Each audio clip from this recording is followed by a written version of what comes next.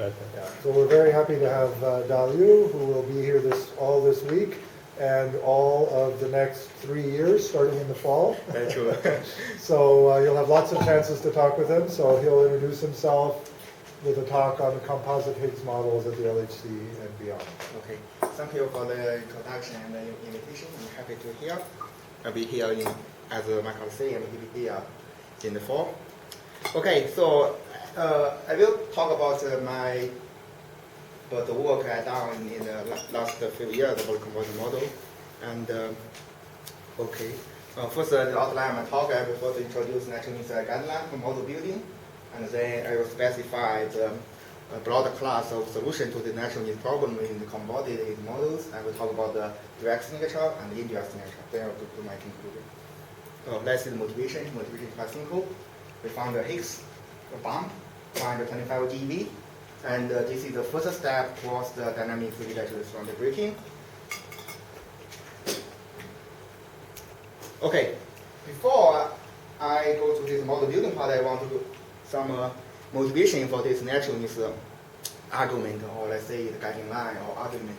Let's say to half the natural means we can go to a toy model. We have a formula, we have a scalar, we have a interaction between. We have vector-like resonance, and they are interacting each other. We call it coupling and self-interaction with scalar. But the case is that if we look at this toy-like language, if you set the gate coupling to 0, you will get enhanced photon number conservation. This is saying, the observation is saying that once you set some number go to 0, you get an enhanced symmetry, then this number can be small, can be technically small, you have no problem. And for the core coupling, you find small, you find set to 0, you have the enhanced scalar number conservation. From these two kind of interaction, which means that you have the gate coupling and the core coupling are as small as you want, then technically natural. Okay, so then for the mass of the fermion, if you set the fermion mass to 0, you get enhanced chiral symmetry. That's why you have a neutrino mass very small. It's still natural. And for the scalar part, if you set the mass and the cortical coupling to 0 at the same time, you get enhanced symmetry, shaped symmetry, which means both lambda and phi are small at the same time is technically natural. But if you only set the mass to 0, then the cortical interaction as a case for some model case, you set the Higgs mass to 0, you don't get any kind of symmetry, which means the small Higgs mass is not natural. But this is the argument that once you set mass to 0, you got enhanced symmetry, and it's natural or unnatural. But the real case is that when you have this picture, is that when you don't have the enhanced symmetry, which means that suppose you have let's say suppose you have UV scale, the 10 to the minus 8 GeV.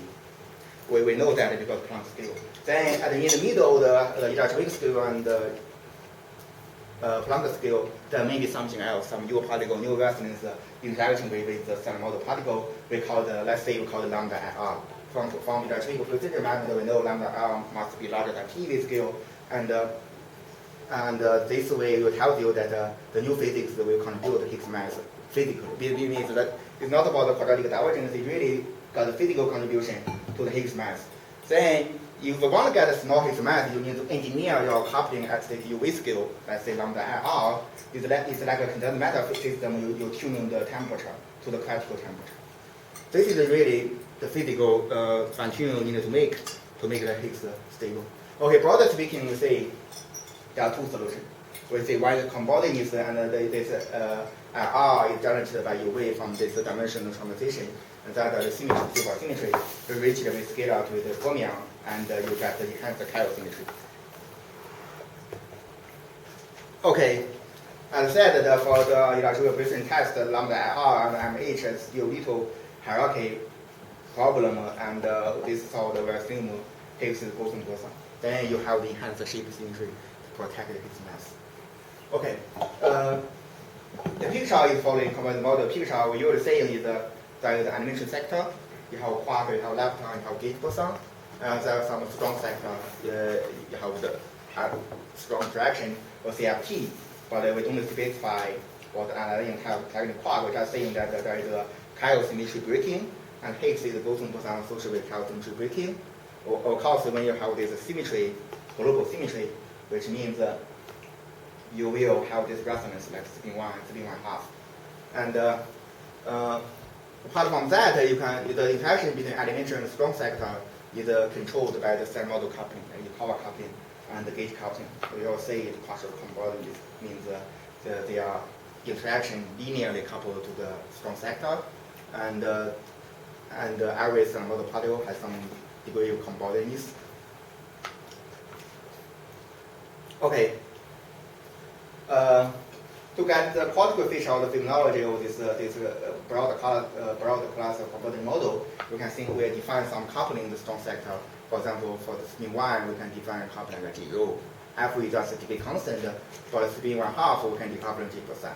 I will broadly saying that this called G+i, G0 are the same order, we call it G star. Then basically the strong sector has 2 parameters. One is the decay constant F, one is the underlying coupling G star. Okay, the picture of partial convergence is following. In UV, you have this cell model animation quark interaction with some operator and the representation of G. And after you run in some scale, the strong center had a phase transition from spontaneous into breaking. Then you have this resonance called partner resonance. They are linear. Let's say suppose the top partner resonance is a singlet. They will linear mixing with the TR, and they have interaction with QL. Then after you got top partner, you really get the cell model.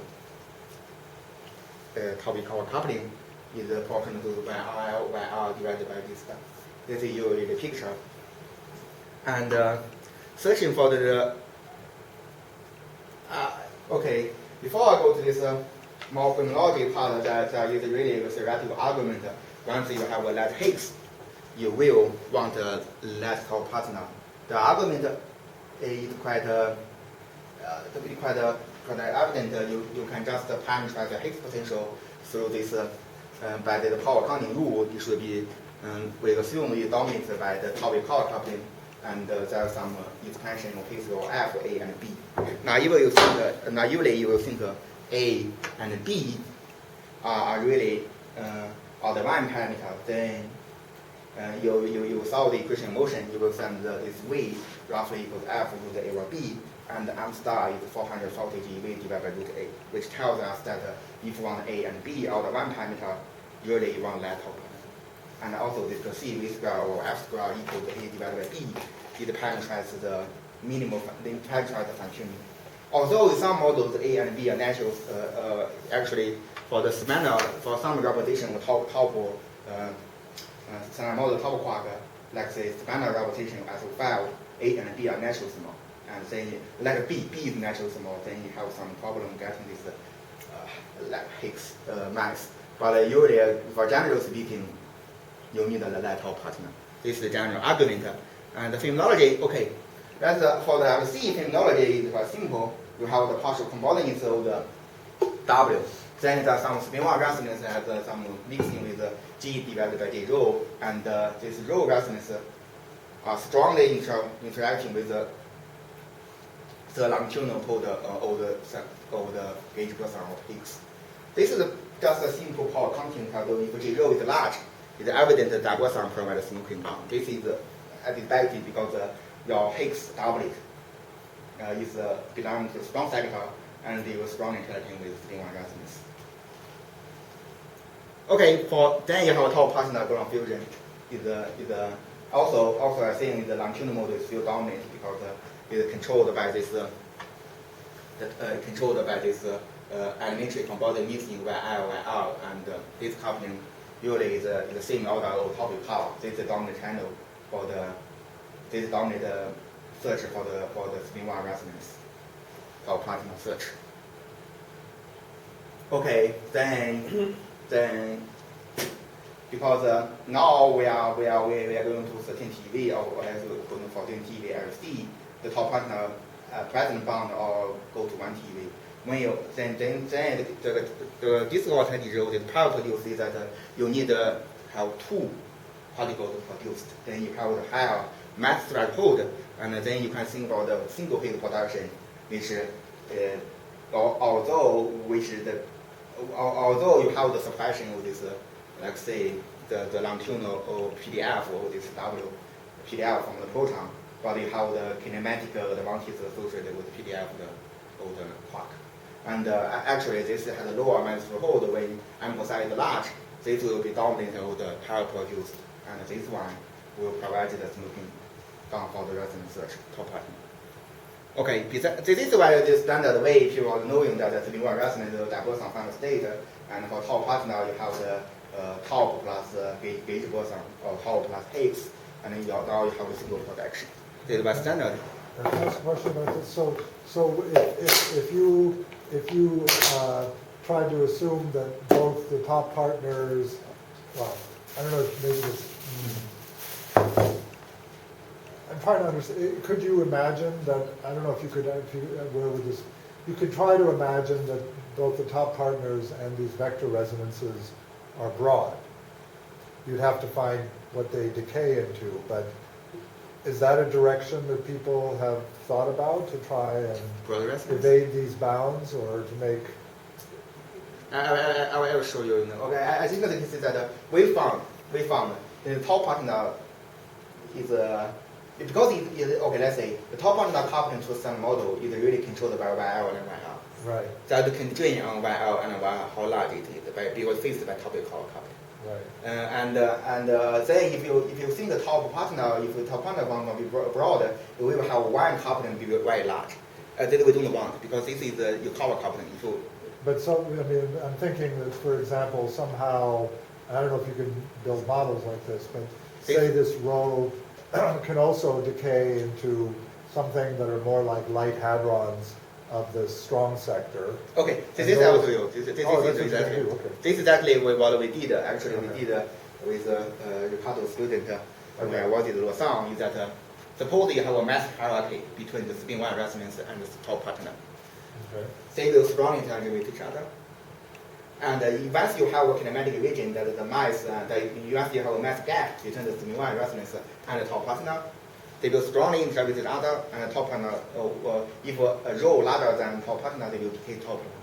And actually, you don't need to decay the two top partner. Actually, the top partner will mix with some other Higgs. It can decay, resonance can decay to a top partner plus some model particle. And this actually, we did this plot by, we want to clarify if you have a mass hierarchy between the resonance, what that phenomenology will look like, and look at this. The case is, let's look at the plot. The plot is the spin resonance to L the top partner, then they strongly interact with each other. Let's say if this region is M rho equal to Mx, this region is M rho equal to 2Mx. You see, in this region, the bound is very, the Dagossan bound is pretty, is like say 5 TeV for the rho. But then the rho, if in this region, like say in this region, the rho can decay to top partner plus X. Then you see the bound will decrease very lot for them. If you reach this region, it's only 3 TeV. This is the way that you can think. If once you have a mass hierarchy, the rho can decay to top partner. The rho can decay top partner plus some other particle, which will make the Dagossan search not promising. Not what motivation is, we want to say that maybe the Cascade decay channel will provide the smoking gun. And instead of Dagossan state. But this, you see, here we just make the number of things and dilepton channel, let's say the 20 things and dilepton signature of this Cascade decay, like rho decay to top plus F. It's not better than, it's not better than Dagossan. I should say in this region it is somehow comparable, but still not better than Dagossan state because because the rho interaction with the top and F and top partner, this coupling is suppressed by elementary YL and YR. And Dagossan is G rho is strongly interacting. That's why you relax the bound, but still because the decay is not cannot beat Dagossan. But it's another interesting search channel people can think about. Maybe if we only consider same-time dilepton, maybe you consider one lepton per jazz. Maybe we can call some region here, then it will be great. That means. Isn't it also? I mean, you have sort of top-like backgrounds for this, right? No, this is same-time dilepton channel. Oh, same sign. Dilepton. For example, you can decay the charge by thirds and then have same-time dilepton. And this is estimated by, let's say, 20 same-time diameter event. What's the region you can exclude it? Can you show the process again? So the process is just the decay, it's just the dominant. So then I don't understand why, I mean, this is the, maybe I'm not understanding. Okay. This is the row, I mean, if if you're getting to large couplings and this is the dominant decay, then why isn't this by far the best balance? Which one? Sorry, which region? This region? So the orange ones, for example, I thought, so the row going to this one? yeah. Because are you never in the region where the coupling is large, or it's not the dominant decay, or? As I said, okay, let's say that, as I said, the interaction between row. Here, let's see. Right. So if this. Let's say this way. I will say I will explain. Here, the row and top partner, two top partner is controlled by J row. Then the same coupling controlled by row and the longitudinal model of the double boson. But if one top partner plus standard model coupling, you need to insert the elementary coupling, YL, YR. Usually we say YL, YR is smaller than J row. That's why it is comparable with double boson, but not very dominant with double boson search. So what is the dominant decay of the row in that region where you have that? I should say still double boson and this one, they're comparable. They're comparable. Yeah, comparable.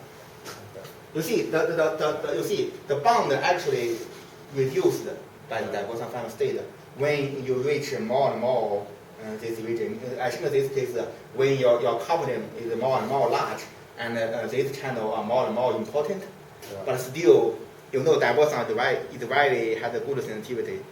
This same-time dilepton still controlled by the number of events is not big enough because of the boundary ratio effect. And you can think about the one lepton plus jazz or the other decay channel may be cover this region, but we didn't do that. We didn't do that very that study. And I also think that when you go to this region, the row larger than the 2 times the top partner, you see double boson has no bond at all, because once you reach the row can decay to top partner, this will dominate for your double boson for sure. Then double boson is that no reach. But of course the case is that in also in this region, because the row larger than 2 times the top partner, then the top partner is very light than the row resonance. Then the search for top partner cover this region. You see, cover this independent of this row L. But actually we found this one, like this line, is a top partner decay to 2 charge 5/3 top partner with the same time dilepton signature. You see it's comparable.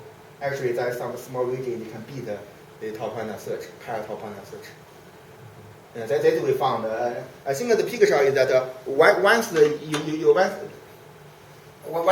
kinematic region row decay to 2 top partner pair, this will dominate the double boson. But once you have that, the top partner search will start to become important instead of spin-one resonance search.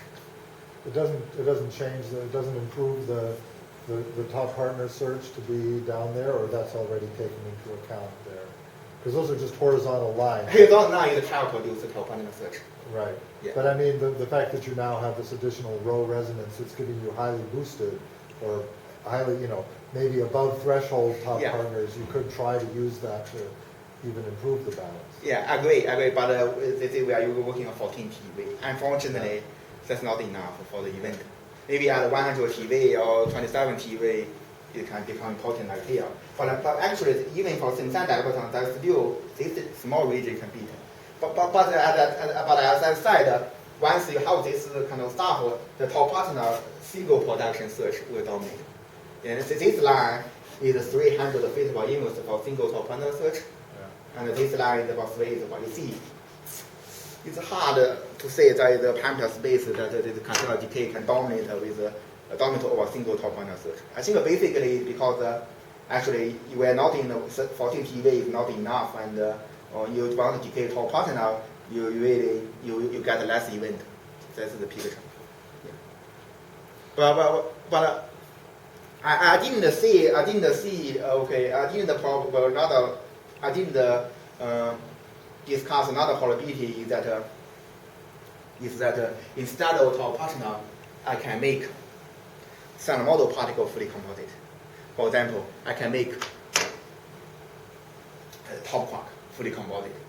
But in this case, you have a strong constraint from the Electroweak precision test, because we know that the Z coupling measured very well, and the only possibility, we think only possibility is the right-handed top quark can be strongly composite. But then the rho should be singlet instead of SO2 triplet. Then it's not very interesting, because we're really talking about we really want to probe this kind of stuff. We want to someone mixing with doublet boson as SO2 triplet. In that case, the right-handed top quark is fully composite, does not help you to have the broad signature, unless the left-handed top quark is fully composite. Then, okay, actually there is a scenario that the left-handed doublet QL third generation can be fully composite, but then you face that your modification to the ZBRBL coupling. And but we found that there is, maybe you heard that there is a PLR parity that by Roberto Contino and his collaborator saying that once you have the PLR parity, you can get control. Actually, there is a scenario, the left-handed doublet is fully composite, and then rho with broad resonance. I didn't show the plot, but there is. Okay, so now I finished the discussion about phenomenology HL-LHC. Then I will not direct signature, direct resonance search. Now I go to the indirect signature part, the second part of my talk. Okay, for the indirect signature picture is following, unless that you weigh that IR some strong dynamics, and then there is MZ, the net is roughly net GeV. There's lab 1, and the Higgs 125 GeV, we have LC and Higgs factory. But the interesting part is that from this Higgs scale to lambda IR, we have LC. Usually we think LC, what do we do LC? We search for bound resonance between lambda IR and Higgs. But what about the scenario that the resonance is here? Resonance is 10 TeV or 20 TeV. LC, you can never see the bump. But then the case that where we are thinking cases that now LC go to high luminosity. What high luminosity can do? Then high luminosity, I will show you that high luminosity can play a role probing this region in the case of resonance is here. I will show you how. Okay, before I show you how, that I will mention that every realistic BSM should face the problem Electroweak precision test. And this is exactly the main problem for many models, like little Higgs, unless you introduce T parity, something like that. Also, this is the most strong problem for the composite Higgs, is that people notice once you modify Higgs coupling, then there is an IR contribution to the ST parameter from this modified Higgs coupling. And this is in composite model, no matter what you weigh attention, this is it, because any composite model that the linear shift symmetry, then you can modify his coupling and go back to C. And you see that if there's no other contribution to the FT parameter, the constraint is pretty strong. I should say the Cascade should be smaller than 5%. It's already bigger, even without the LC search, this is already big fine-tuning problem for that. But still, you say, okay, you see, the reason the bond is very strong, because you see the electrical brain tag tells you ST is strongly correlated, is positively correlated. You see, it's like this line. And the standard model contribution, no, Higgs composite model modification SMT is anti-correlated. It's on this direction. That's why the bond is pretty strong. But you can imagine that the formula, like singlet top partner, will contribute to T parameter and change the T parameter sign. Like you change here to here, then you relax the bond a lot. You can think about this as fine-tuning, but in the composite model, there is a parameter space that if C wants to be large, there should be the positive contribution to the T parameter.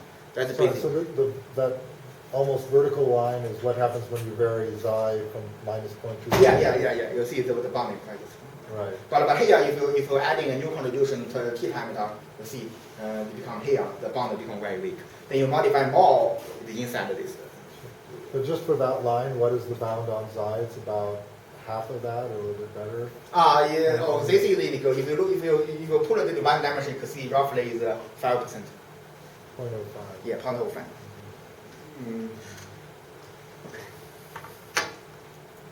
Okay.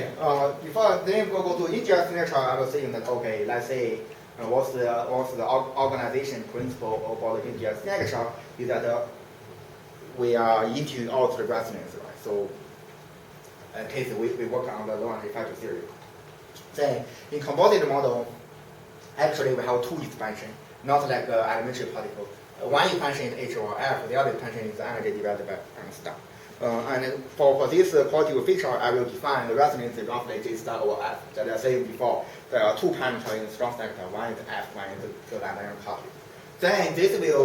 Then I write down the Electroweak factor theory for dimension 6 operator. Then I can obtain a set of selection rule, which means that it's quite simple. Just saying that if this dimension 6 operator preserve the nonlinear reality of the strong sector, then this coefficient is enhanced by strong coupling J star. If it's not, then it will associate the explicitability of the standard model coupling. This is just the power quantum rule. According to this power quantum rule, we can think that let's say the OH operator and the OY operator. You will see that this is enhanced by J star square comparable to the elementary case. Usually you will think that for weakly coupled theory, you will think that the related multiplication is V square divided by M star square. Now you have the enhanced by strong coupling J star square. Just by power quantum, they tell you that for composite model, the signature is Higgs to decay coupling and Higgs fermion coupling. This is the dominant effect for composite model because enhanced by J star square. Can you remind? Is there a simple way to see what is at the level of the effective theory what the nonlinear rule is? This is dimension. Okay, I will talk about nonlinear later. This is just the dimension 5 operator. I also doing the A or F expansion. I'm working leading E or M star and leading H or F. You could get this by matching onto some G mod H model. Yeah. But I'm just saying, just by looking at this operator, it's not immediately obvious that this is one of the ones that's not that doesn't require explicit breaking. Is there a way to see it just by looking at this operator? Okay. One way to think about this. Okay. Let's say suppose you have OH operator. Then you think about, okay, how do you know that this is preserved, this is produced non-symmetry? One way to think about it that this operator can be generated by a field definition of this cell model interaction. Let's see, how do it work? Let's see. Okay, no, can't write down. That's okay. Maybe we'll discuss this later. We'll discuss. Yeah, this and later.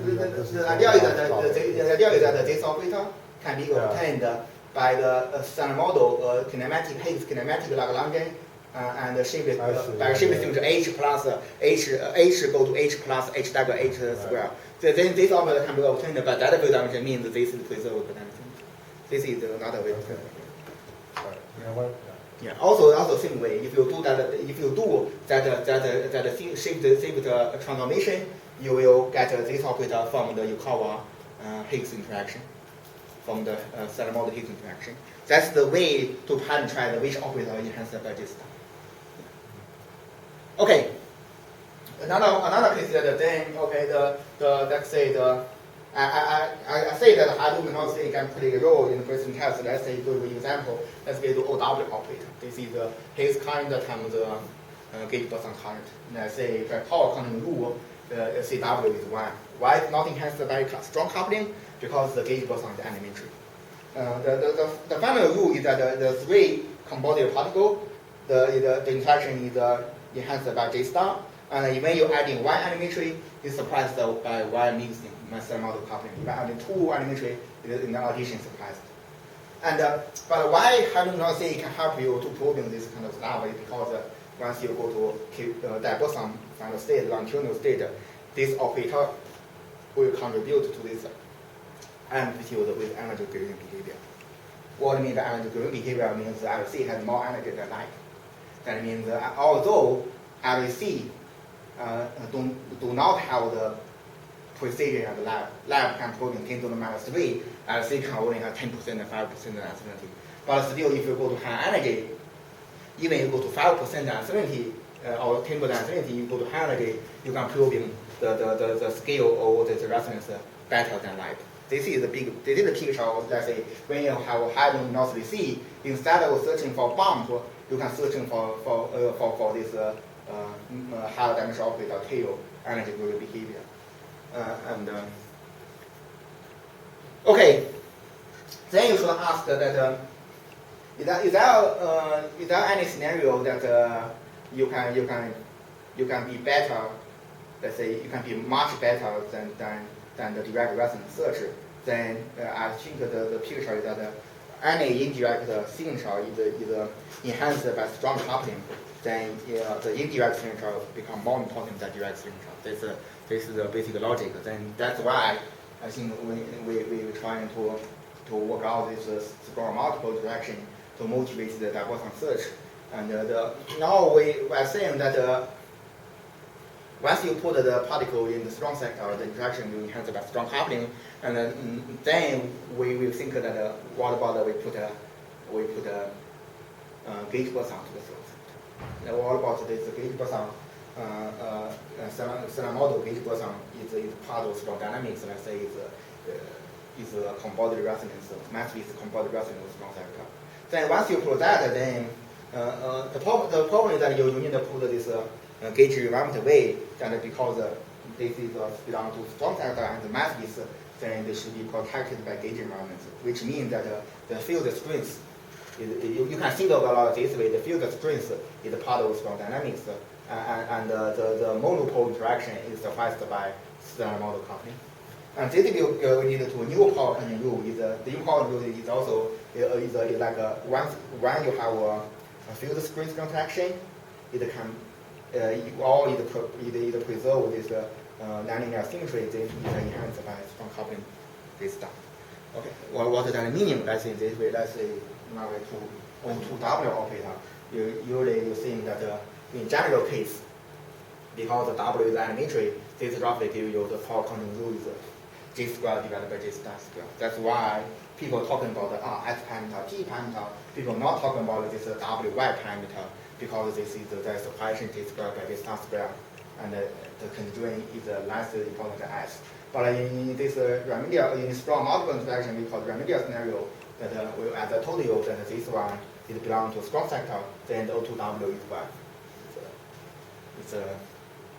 And this will lead to the energy gradient behavior to the, especially to QQ bar, to dilepton, because it multiplies the propagator of this WZ, and this will go to energy gradient divided by the Armstrong square. This QQ bar to dilepton, this become one.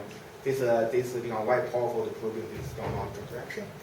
Also, in some scenario, we can study that this OHW operator, we can think about this non-compact group. That scenario in strong multiple interaction that this one OHW operator is enhanced by strong coupling.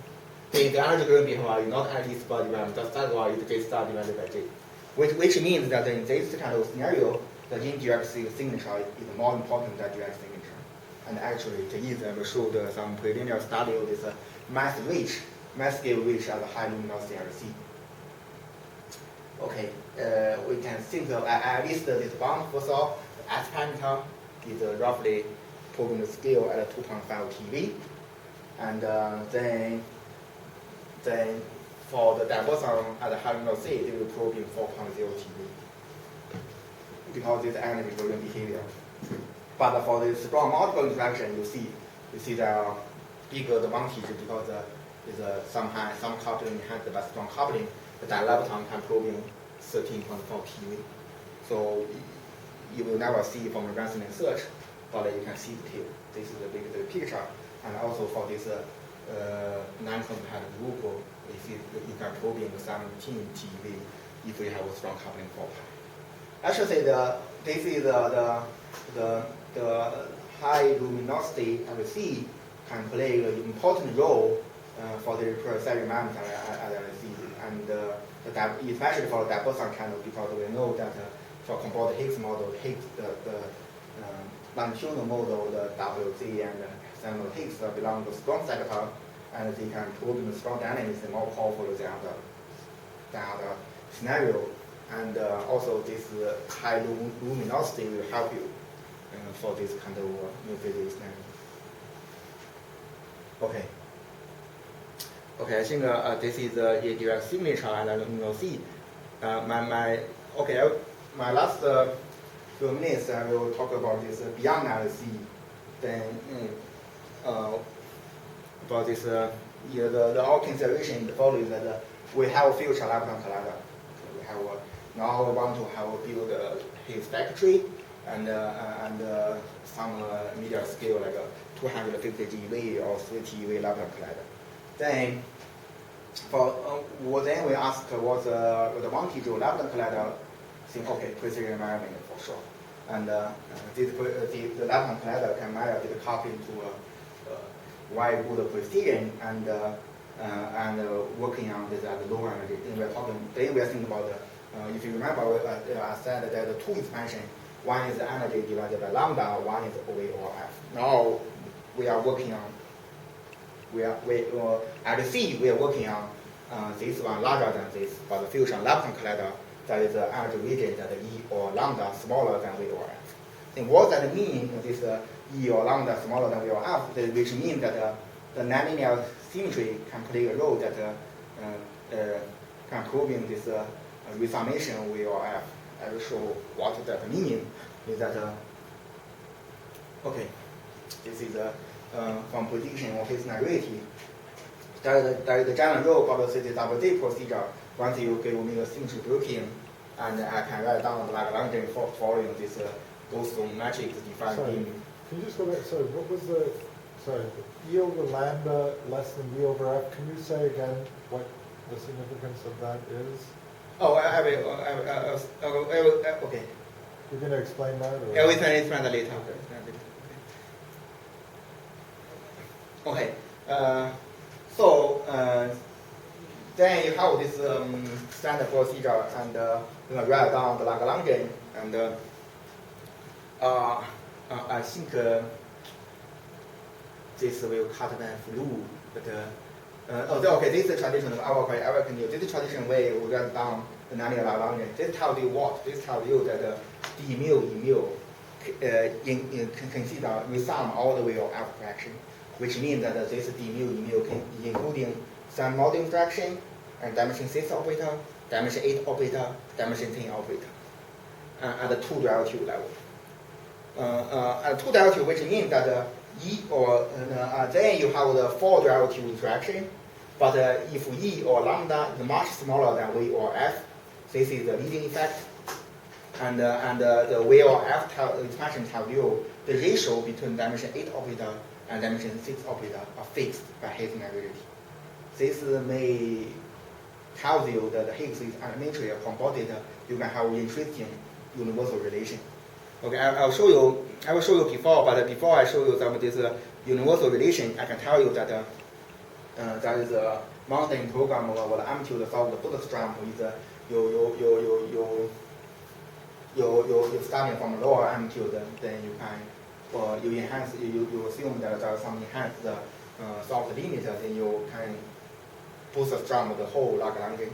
The relevance of the composite model is that this was pointed by Yan several years ago. Is that suppose I don't know about G. I don't know what G is. All I know is there is H. Then from the Gaussian boson, I can draw some object, and the ideal zero condition is equivalent to shift symmetry. Then I will parameterize the function of tau f1. And then I want to construct this d mu e mu from low energy effect. I can parameterize like f2, f4, the unknown function, And it turns out the solution to F1, F2, F4 is unique. Sorry, what is this tau or T? What is that again? Sorry. Tau is constructed by the H generator and goes on boson. What is it? Why is that combination the relevant thing? Sorry to be slow, but why this combination is relevant? Somehow it's just the H symmetry. You're saying this is somehow something that transforms in the adjoint of the H or what? What is the significance of this strip tau? Strip T or whatever it is. Okay. First of all, this has the same transformation of this. Let's say F1 tau AB times this have let's say this is had representation. How can I say this is by the drawn. This is had the need tau AB has the representation under H, the transformation rule. So the I's are the H. Oh, I see. So this is basically the projection of pi squared onto the representation of H. Yeah. The H generator. Yes. Right. And this object is only constructed by using your boson field and your generator of H. You don't need the Birkin generator. You don't need the Birkin generator. But let's say if I want to show you this one, let's say here you need this Birkin generator TA, right? The boson matrix. Right. Then you construct D mu, E mu.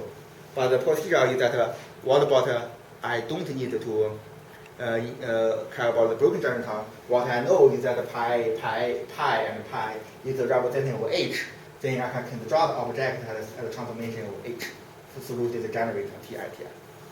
And yeah, so why does that appear in the shift? That's why this is not the most general shift transformation. So the claim is that this is I should say. Let's say. I'm sorry. I should have read. I know I should have read these papers back in 2014. Yeah, but okay. Let's say I don't remember the full detail how to derive this, but the claim is that this is the most general. Let's say this is so some maybe you can prove field redefinition or something where this is. Yeah, I don't remember the detail, but they can prove for leading order in precise this is the generalization. Okay. I think this is also I think they have assumption about symmetric cosine or something like that. But I don't know I forgot the details. But yeah, but this is the idea is that then you want to construct object B mu A and object E mu A at the same transformation under H, because we know the CWD tells you that you can construct the whole Lagrangian through D mu and E mu and D mu E mu transformed under H, not G. And that's why you can penetrate your expression using another function F2, F4. They have the argument that it should be taken this formula, but I don't know I forgot the detail. But the case is then if you want to enforce the transformation rule D mu, E mu, you can derive the differential equation for F1, F2, F4. The solution is unique. This is basic picture. And what they tell you that you can once you tell me how many boson bosons you have and what's the representation under H, let's say SO4, then I can construct the whole Lagrangian, just give this information and not using the broken generator TA. That's the basic idea. Okay. Then, once you have the mu, you can go on to have all the P4 Lagrangian or the nonlinear FL4 as divided broken SO4. At the same day, the dimension, this is the order P4 operator. And then you penetrate the subtle annual coefficient. Then I will go to the part Y, what's the physical relevance of E or lambda smaller than V or F. Okay, I see. Then you weakly gauge the sun model doublet boson. You just have this partial mu to current derivative. But once you have D mu A, let's say you go to unitary gauge, what it means? You will find the factor like this, sin theta plus H of F. What it means? It means that if you work on fixed order of the fixed order of the Lagrangian, like P square of the Lagrangian, this one including 1H coupling, 2H coupling, 3H coupling, 4H coupling controlled by single millimeter theta. This is the relevance. The relevance is that the one Higgs coupling and two Higgs coupling are controlled by theta. This is and why this you must require HL-F small larger than your lambda because this correction will be corrected by higher order interaction. And if that correction is small, you have the prediction the Higgs linearity. Okay, I will show you what that means. Let's see. Sure. Okay, then for E mu, we also have this sign of Higgs linearity, but I will show some illustration. Let's see. Can I mean, as I'm not sure I'm following everything, but is this the basic idea that there's this, so the nonlinearity means that there's this somewhat lower scale F that is controlling certain sets of higher dimension operators, right? Yeah. But you want to identify those in a model independent way. And so this canonical form that Lowe worked out is basically giving you that. And so you can identify which effects are enhanced, you know, or only suppressed by F as opposed to some lambda or G star. Yeah, that is true, yeah. And then you're going to go after those. Yeah, that's the picture. Yeah. We want to see what the effects or will F effects can be observed or can be proving the Higgs linearity on the coupling element. And I will say, let's see. Then this is the prediction from Higgs linearity. If you parameterize the coupling, like, let's say H Z mu and H Z mu A mu, or let's say 2 Z 4. Now you parameterize the 3 gauge Boson coupling like the kappa gamma. And you can construct, you can calculate this ratio for the if you forget about the dimension 8 operator. If you forget about dimension 8 operator, just send model EFT, this equals 1. Because the Higgs is doublet. Because Higgs is doublet, you think that this one and this one they are reaching the other and this. But what's the prediction Higgs linearity that in order to say phenomenology have t equals 1, then you can add in dimension 8 operator in the form h dash h divided by f square times some dimension 6 operator. Then the Higgs linearity tells you this is the root of 1 minus c. Let's say if you work on p to the fourth, let's say if you work on Lagrangian order to the p to the fourth, and you sum all the effects of V or F. And this is a model effect theory, they only work on dimension 6. This is going to be 1. And if you sum for, because Higgs linearity, because this underlying shape symmetry, I can resum all V or F correction to this ratio, it is fixed by root of 1 minus c. This is the basic idea that if you fix your Lagrangian up to the p to the fourth level, you neglect the effect of p to the 6. And the Higgs nonlinear shape symmetry will have prediction on the sum ratio, on the coupling ratio. That's the main picture. Okay, this is short. Then another way to say that the 1 Higgs coupling and 2 Higgs coupling, you say the ratio in phenomenology have t is 1, because Higgs is the doublet of course. And then nonlinear shape symmetry tells you the root of 1 minus c.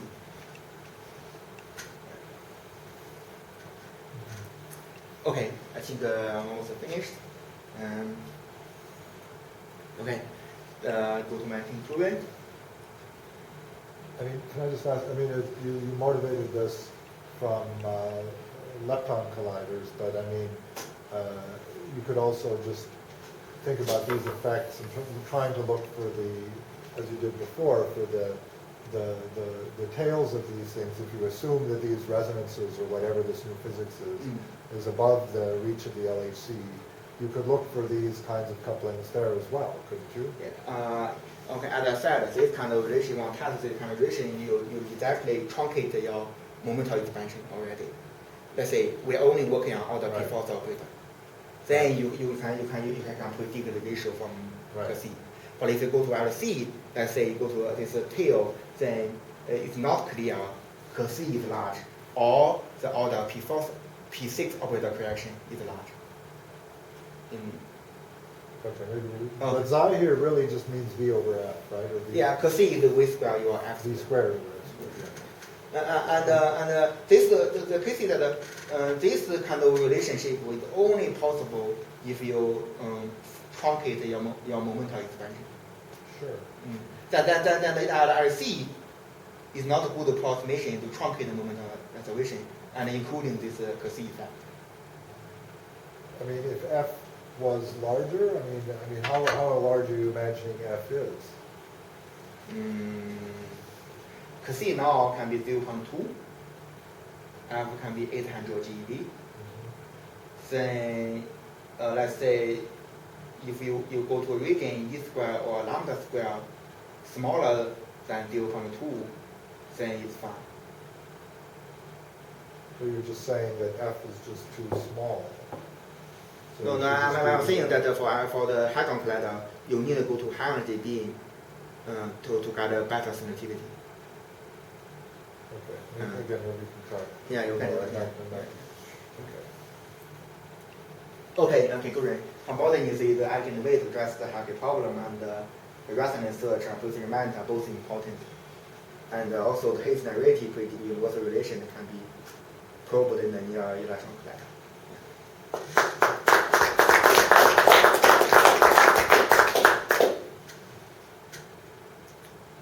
Other questions?